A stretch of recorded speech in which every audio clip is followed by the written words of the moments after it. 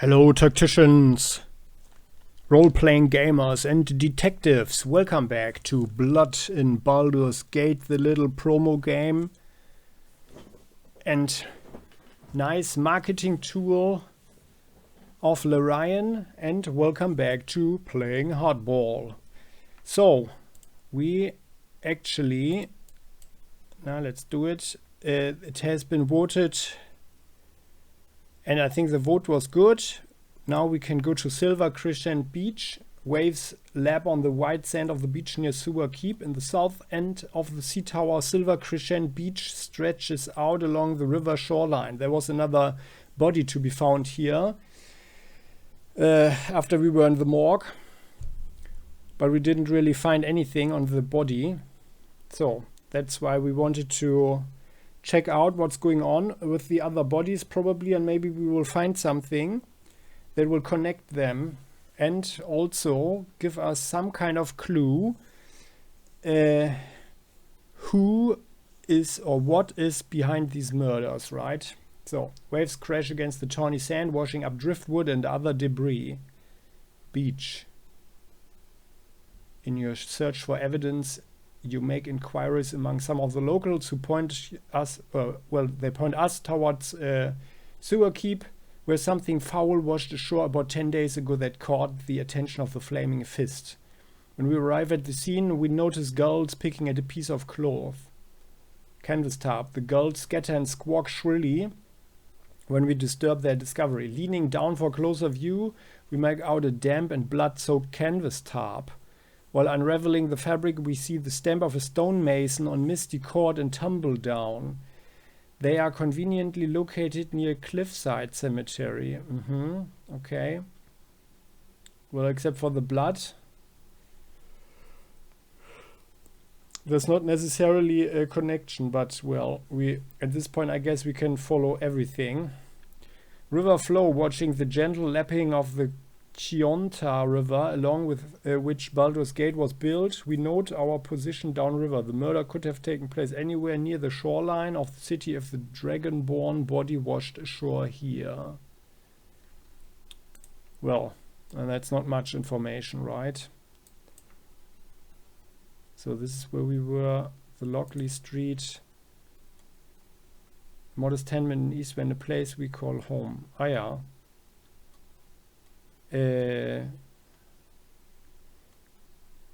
Okay, no, this was the place where we just read the article, the letter they sent us, so we would actually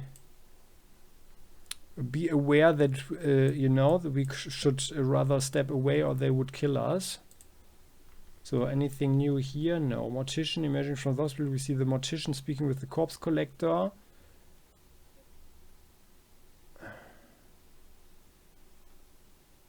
By what? Emerging from the hospital, we see the mortician speaking with the corpse collector next to an empty cart. By her demeanor, it is clear she is exhausted. Could she have killed the elf before beginning her shift at the morgue? Standing within earshot, we listen in on their conversation, overhear the collector talking about a Dragonborn body washing up on Silver Crescent Beach. In the last 10 years or so, without emotion, the mortician mentions the victim was sent to be buried at a family plot in Cliffside Cemetery. Well, I don't know how we would deduct that she has anything to do with the murder just because she's exhausted. But well,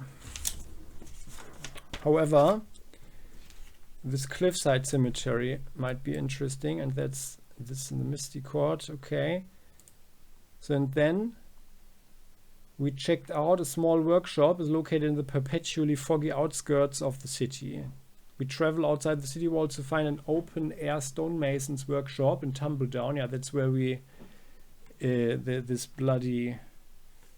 bloody cloth, right? Its thatched roof keeps the rain at bay, but a dense fog obscures the sign until we are beneath it. From this close vantage point, we recognize the name stamped on the canvas tarp: Alabaster Stonecrafts. Stonemasons, dwarf twins, chisel away at workbenches while whistling competing tunes. When we clear our throat, only one of the artisans stops their work to speak with us. "Don't mind my brother," she says. He's selectively hard of hearing. To which her brother lets out a little scoff. Suspicious activity. After explaining the purpose of our visit, Sister Alabaster nods solemnly.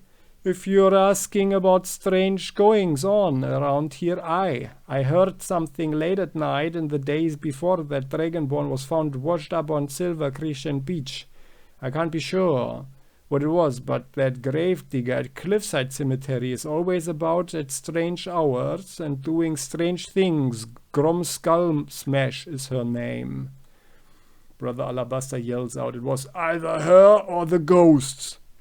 In response, she rolls her eyes and lowers her voice. Oh, he thinks the viaduct is haunted at River Vane's entrance, but I'd wager it's just the local young'uns having a laugh. Tarp. Well, that's certainly an odd thing and a far distance for it to fly off from here. Though I suppose now that I think on it, the tarp could have been carried off from the statue restoration at Cliffside Cemetery on account of someone not securing it properly. Brother Alabaster resumes his whistling. Okay, well. A tarp. Well, okay, it is not necessarily connecting the stonemasons with the murder. But well, we'll see. So, now we can take a look at the Shrine of the Suffering, which I think is still a good idea to go. The Market Street. This is where the weird meat might be sold. Yeah, that we heard rumors of the butcher selling monster meat, and then there were chunks of meat missing from the murdered elf who had the anchor in his chest, right? Inside Park, another murder took place there. Cliffside Cemetery. Yeah, well, more information about the murder victim on their gravestone. That doesn't seem to be too fresh a lead, so let's take a look at Inside Park, because there's directly a body probably to be found. Although no, it's even longer ago. Well, this whole murder case is not getting, the pace is not really. I think we are kind of a bad situation. We don't have really good leads here. But well, I guess we have to wander around and then we might see something. But at this point, instead of going to the cemetery,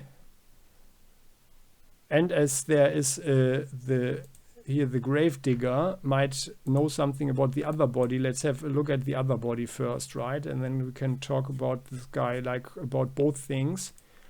So I vote to take a look at Inside Park, where this other body was found. So, yeah.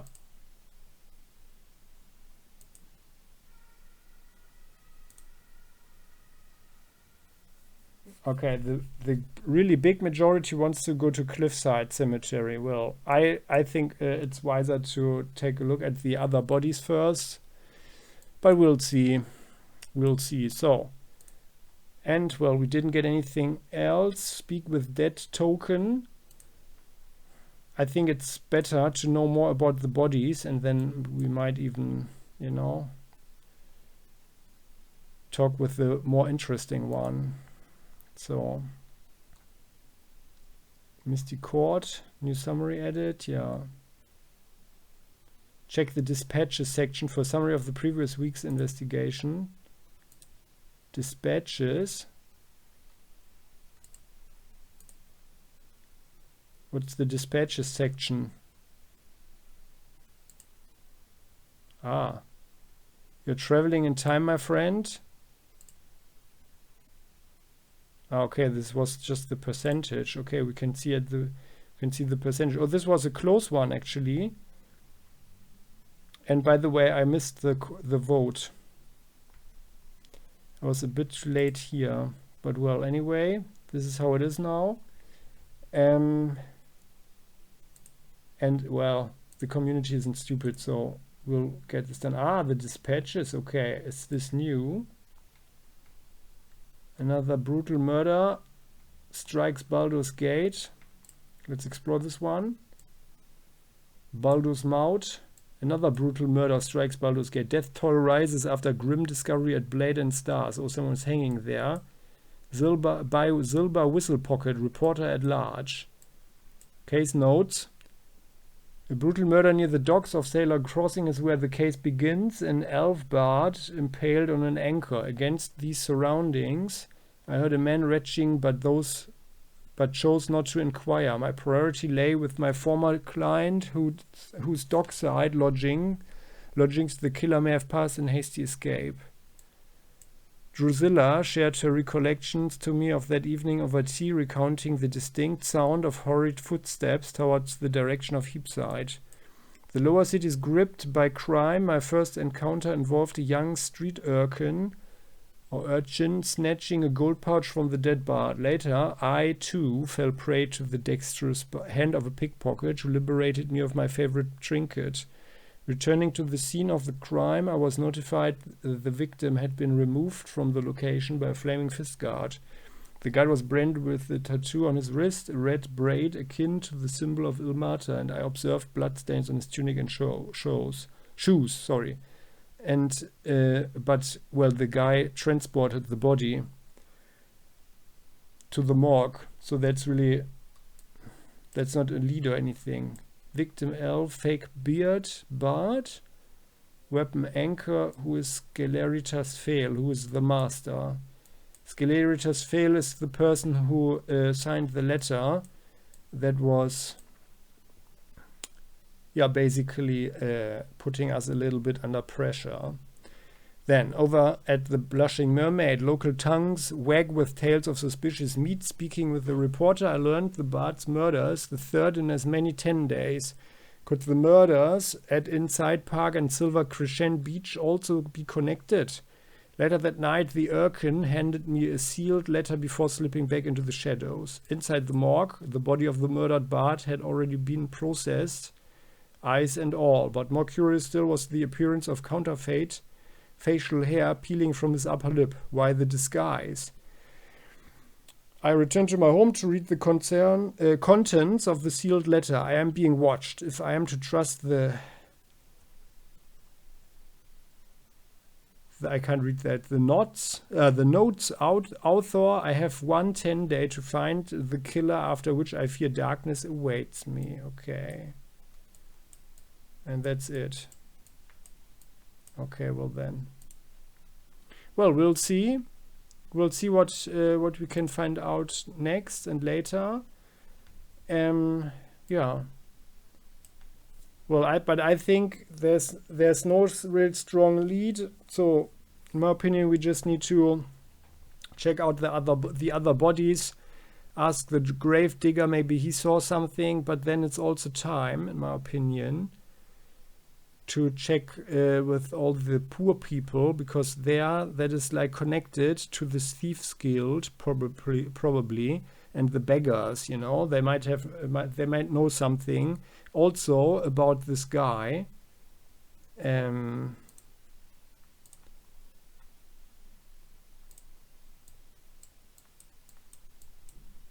Sceleritas Fail, right? That's the thing.